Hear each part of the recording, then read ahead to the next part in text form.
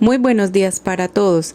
Mi nombre es Caterine Lara, estudiante de la especialización en Neuropsicología de la Educación. El día de hoy vamos a tratar temas sobre las diferentes patologías de las funciones ejecutivas. Las funciones ejecutivas son un conjunto de procesos cognitivos superiores, tales como la resolución de problemas, la planificación mental, la inhibición de conductas, el control de las acciones, etc., siendo la función principal del sistema ejecutivo la monitorización cognitiva de procesos y la regulación de los mismos en función de las demandas ambientales.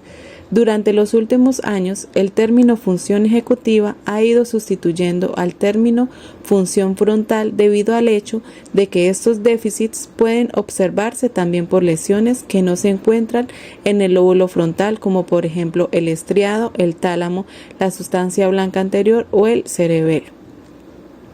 Las funciones ejecutivas se pueden definir como el conjunto de capacidades cognitivas necesarias para controlar y autorregular la propia conducta. Es decir, son los que nos permite establecer, mantener, supervisar, corregir y alcanzar un plan de acción dirigido a una meta. Este conjunto de funciones es de gran importancia, pues lo usamos a diario. El término de funciones ejecutivas fue propuesto por Muriel Lesac en 1982. Este conjunto de capacidades cognitivas se encuentran relativamente delimitadas en las estructuras prefrontales del cerebro. Las áreas cerebrales más relacionadas con las funciones ejecutivas son la corteza prefrontal dorsolateral, la corteza prefrontal ventromedial, la corteza prefrontal orbitofrontal y la corteza cingulada anterior. Podemos obtener una estimación de la integridad funcional de estas estructuras a través de test específicos. Patologías de la corteza orbitofrontal. Este síndrome provoca una conducta desinhibida, alta tasa de impulsividad y una conducta antisocial. Clínicamente, este síndrome lo podemos ver en los pacientes con escaso control inhibitorio, ausencia o pobre control de espera, control de impulsos y control de interferencia, asociado o no a conducta antisocial. Los pacientes afectos con este tipo de síndrome pueden ser hiperactivos y parecen tener energía ilimitada, la cual dirigen de forma desorganizada. Son propensos a conducta imitativa y de utilización. También evidencian déficits en la atención y por lo general expresan poca o nula preocupación por las convicciones sociales y éticas, lo que a su vez también demuestra poca preocupación por las consecuencias que pueda acarrear su conducta sobre otras personas, al punto de desarrollar y manifestar conductas sociopáticas. Esto a su vez impacta sobre los mecanismos de cognición social y de conducta. Las áreas de Brodmann afectadas en este síndrome son la 47 y la 11. Este síndrome está asociado con conductas de desinhibición, impertinencia, irritabilidad, labilidad emocional, falta de tacto, distractibilidad y desinterés por los sucesos actuales. El afecto puede presentarse como moría un tanto excitado. El paciente es incapaz de responder a convenciones sociales y está controlado por los estímulos inmediatos.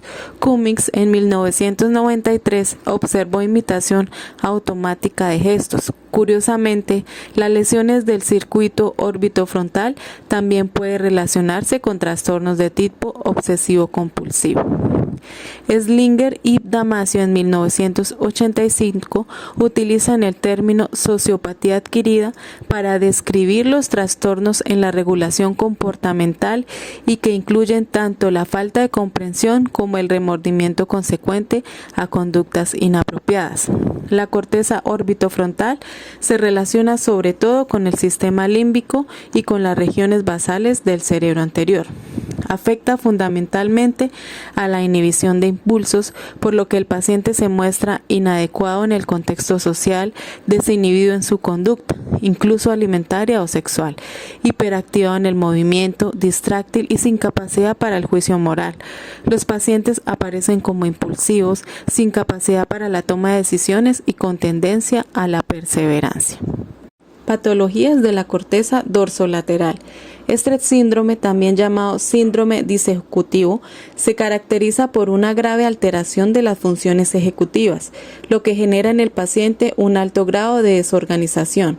Este síndrome se evidencia en los pacientes con trastornos cognitivos, especialmente en aquellos con rigidez cognitiva, que se refleja por la manifestación constante de conductas perseverativas y la gran variabilidad de respuestas. Este síndrome se asocia con deterioro de la atención, tanto selectiva como excluyente, pobre control de interferencia, déficit en la memoria de trabajo, planificación e integración temporal de la conducta.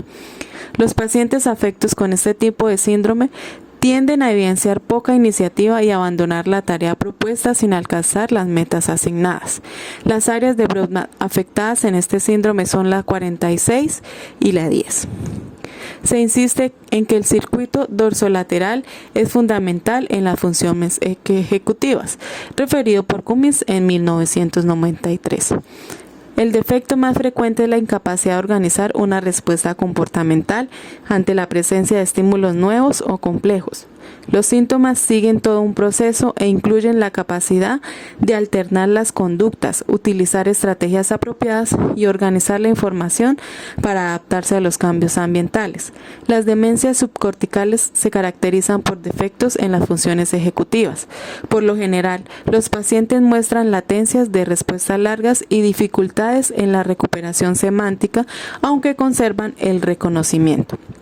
Varios estudiosos como Luria, en 1969, destacan la presencia de perseveración, conductas dependientes del estímulo y ecolalia.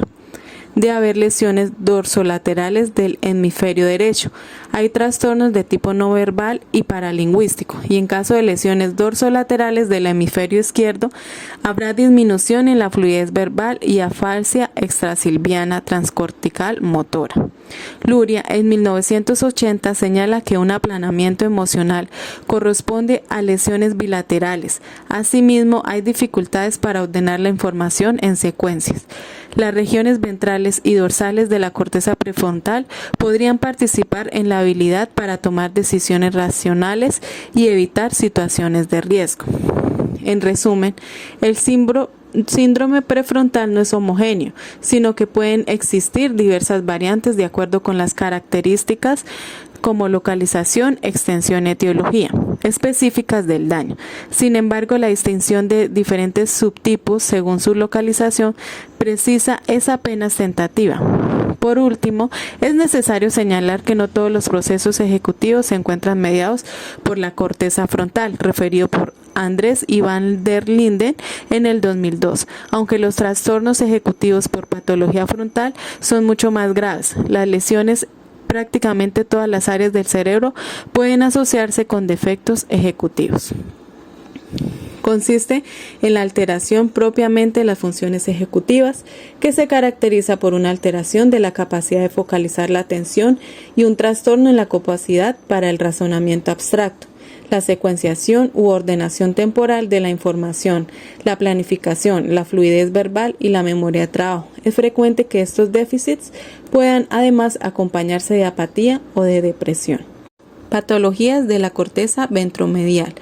Las lesiones producen un conjunto de síntomas que incluye dificultades en la planificación de actividades cotidianas y en la toma de decisiones, alteraciones anímicas y disminución apreciable de la competencia social y el deterioro de la conducta sexual. Sin embargo, permanecen relativamente intactas las capacidades ejecutivas de resolución de problemas formales de lenguaje y de memoria.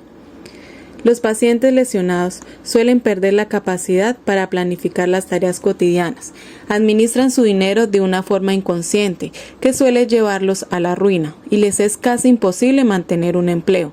Sus planes de futuro están pobremente especificados y con metas poco realistas. Al mismo tiempo, son capaces de pasar horas sopesando alternativas para decidir sobre un asunto completamente trivial, como la elección de restaurantes para comer, y emocionalmente la lesión suele producir alteraciones en el temperamento, muestran más agresividad verbal aunque normalmente no física. Sienten escasa o nula empatía hacia sus semejantes y su estado de ánimo experimenta cambios drásticos en poco tiempo. También muestran una actividad electrodermal anormalmente reducida en el visionado de imágenes de mutilaciones pero no sexuales, algo que posiblemente esté relacionado con su reducida capacidad para empatizar, referido por Dimitrov en 1999.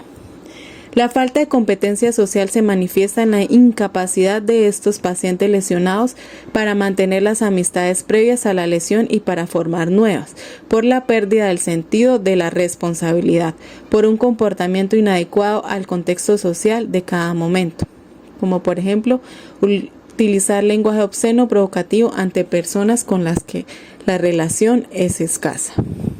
Muchísimas gracias por hoy. Esto fue todo por hoy. Hasta luego.